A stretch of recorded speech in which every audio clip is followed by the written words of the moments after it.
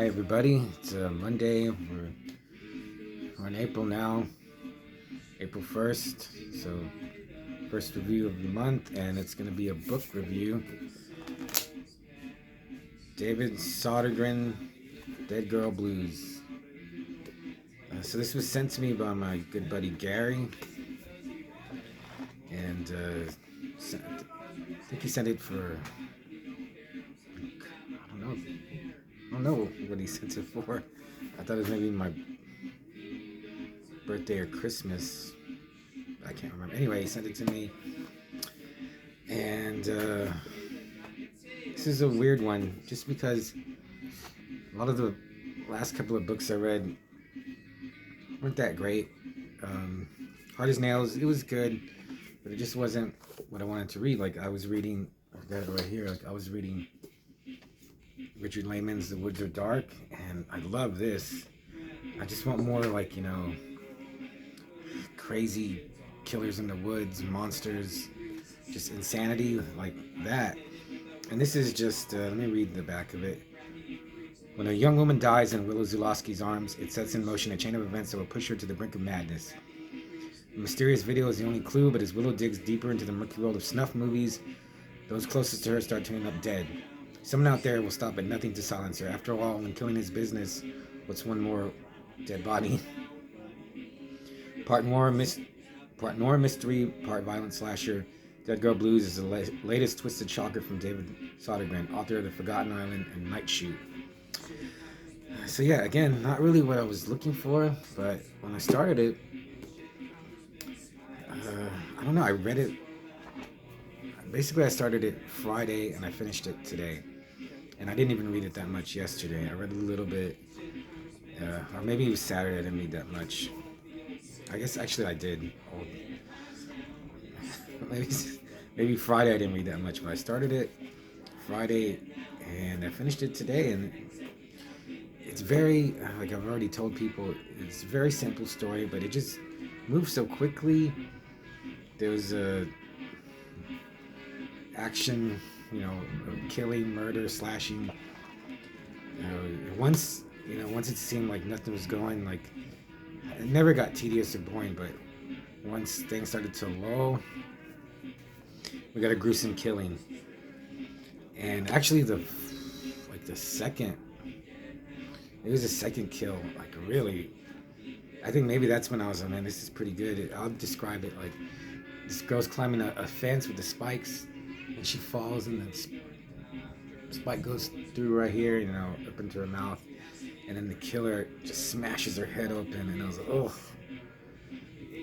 Because this guy showed me a video of someone getting killed with a hammer. Oh my God, I still see it. I wish he hadn't shown it to me, but I could see that. And it's not, it is over the top, but it's never gratuitous just to be like gross and disgusting. And I mean, it is, but it straddles that fine line of like, I don't know, where it's just doing it just to gross out, or it's doing it to shock and part of the story somehow. I don't know. It says, like the writer, even at the end, he has an afterword that says how he wanted this to be like a giallo, but even says like he kind of moved away from that, which I felt it didn't really feel like a giallo to me. I mean, he just tried, but it never felt like a Argento or a Martino or Fulci's earlier stuff. It was still really good. I don't think I'd read it again, like a Lehman or Lansdale. I don't know who else like I'd reread right now. The main character is Willow. Yeah, at first I was like, I don't care about this. Not that I look down on her that she's a stripper, but it's not the character I'm looking to read about. But halfway through the book, I liked her, and she has a good like internal monologue. Get to know who she is. She is likable. She's real down on herself. She dwells on death. She's trying to solve this mystery. She's taking it upon herself. Like no one wants to help her. So if you're looking for something like that, like a good slasher giallo wannabe, and then also as I was reading it towards the end, I was like, I've never read any. I don't think anyone was writing books like this in the 80s or 90s. It's weird. It seems like this is almost like when you think of a horror novel, this is what you're thinking of. Like if it's good. So many horror novels are masked.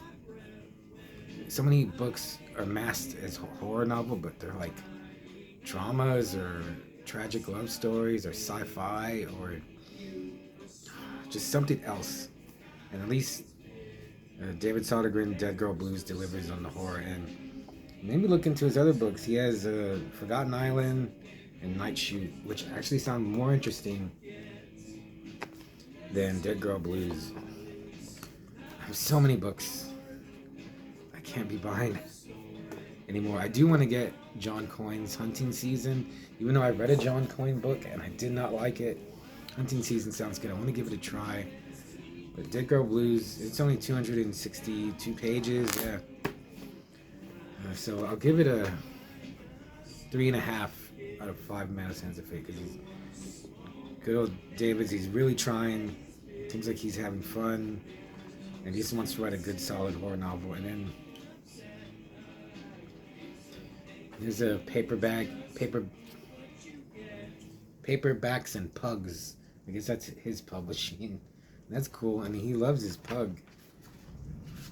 He talks about it, and like on Amazon, that's his picture. His picture is he's with this pug. So, with that out of the way, I'm really glad I read it. Thanks, Gary. I immediately jumped into A Scent of New Mown Hay by John Blackburn. I've had this for ages, and I've never read it. I can hear the rain, and it just started raining all of a sudden. And I'm just barely 25 pages into it. And I know what it's about, but it hasn't like revealed that yet. I looked up his other books. He has some crazy looking books. So we'll see how this goes. Hopefully I'll review it. And it's a Monday night, April 1st. See what happens. Maybe I'll see you tomorrow. I don't know.